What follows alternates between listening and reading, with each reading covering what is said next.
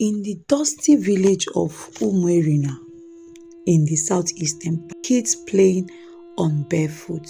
She was born in a place where dreams were fragile, a small village where survival came before ambition. Her name is Milima, raised by a mother who sold firewood to feed her three children. Milima knew hunger, not just for food, but for a better life. She could not go to school every day, but she learned something while at home. She watched, she listened, she picked up fabric scraps from a fashion design seamstress, old fashioned design seamstress. She slowly, she taught herself the art of sewing. She stitched with old thread and torn clothes. Her first customer, a neighbor who paid her with a bowl of rice, which she was very happy for. She happily jogged her way home to her mother to show her what she had earned in her first sewing. She always smiled, delivering a cloth to the customer which she adored respectfully each time they bring their torn rags in the form of clothes for her to stitch with needle. In the in every stitch on a torn fabric, she sewed under the dim light with her eyes tired but yet determined. She taught herself the rhythm of the sewing machine without owning one, just by watching that old woman across the street matching her sewing machine, stitching. The strength of straight seams she learned from coming close to the woman just to say, "Good afternoon, ma. How was your day today?" She dreamed of owning a shop, but dreams cost money and she had none. She offered to work for the old seamstress she has been secretly admiring. She worked for her, she was running errands for her, she helped her clean the shop, which she got nothing for. The old seamstress never paid her, but only offered to say a shabby, "Thank you, my daughter. God go bless you." She later upgraded in the woman's shop by picking clothes, delivering clothes to the woman's customers in their various houses. She will go pick up their clothes for sewing and she will still deliver same. She became the old seamstress favorite. She did all these things happily and gracefully with always a smile on her face. The highest payment she ever got from that woman was eating the remains of any food that the woman is eating. The woman was Milima continued to work generously and very respectfully, favoring both woman and man in the woman's shop, while saving the little stipends that she got from people, hoping that one day she's going to open her own shop. She kept saving and looking out for a shop as she grew into a beautiful young woman. Now one day she found it, a tiny shop space, cheap, too cheap. People called it cost, haunted even. Tailors never lasted in that particular shop. They either sold out the place because they assumed that the shop swallowed business. No customer stayed. But then Milima had nothing to lose except her fear.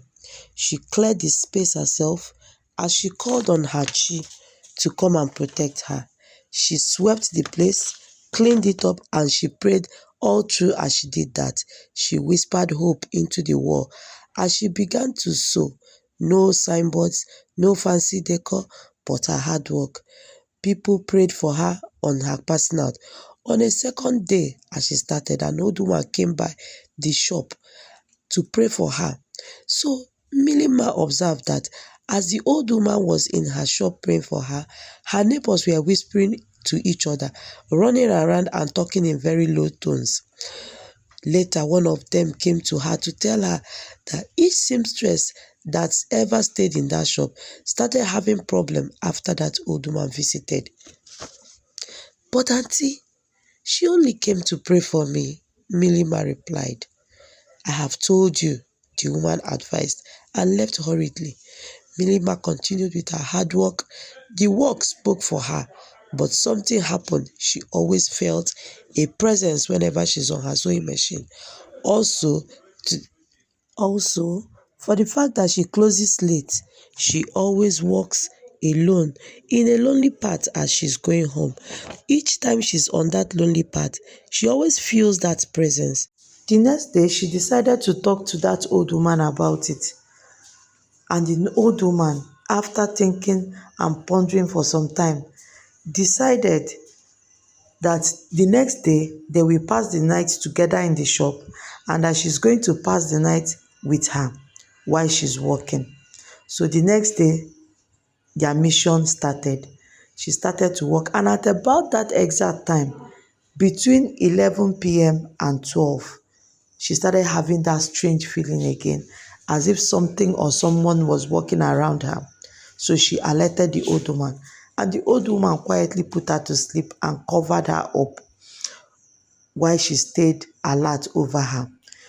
That was all Milima could remember, and she slept off till the next day in the morning. After that day, the next day, the old woman still decided to pass the night again with her in the shop. The same routine continued until when the old woman now told Milima, everything has been done. Don't worry, you will not feel the presence anymore. Continue to do your.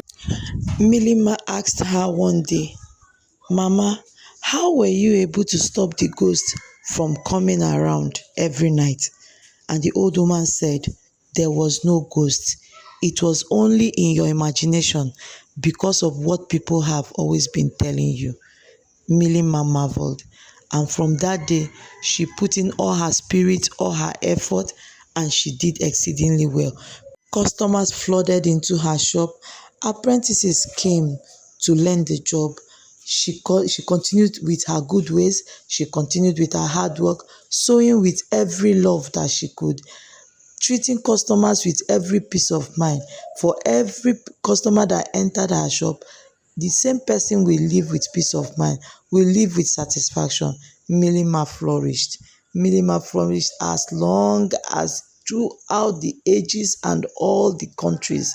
Milima became an international fashion designer. She did just for governors and their wives.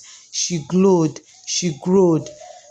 One day, one of the neighbors that came to advise him to stay away from that old woman came again to the shop to advise her about the old lady, and she told her that what the old lady has always been telling her is take care of your customers, be nice to them, make sure you focus, stay on your machine, do not listen to gossip, and all the advice that have brought her to where she is today.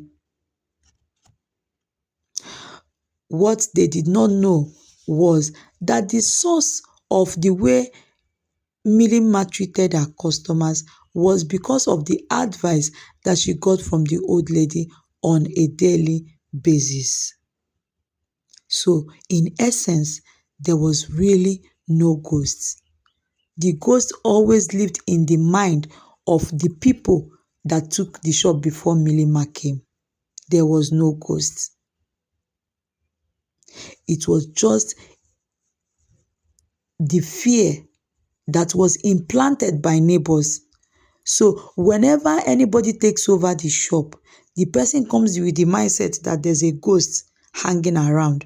So every little thing makes the person to be irritated. But that particular fear was what the old lady helped Milima to overcome.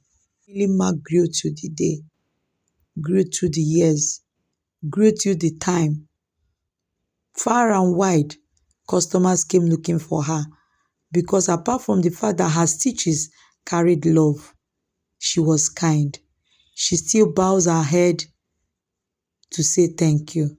She still serves with both hands, one holding the needle and the other holding grace. This story is not just about fashion. It's a story about faith, humility, and the rising from nothing. And this story is dedicated to every woman that is building her dream in silence.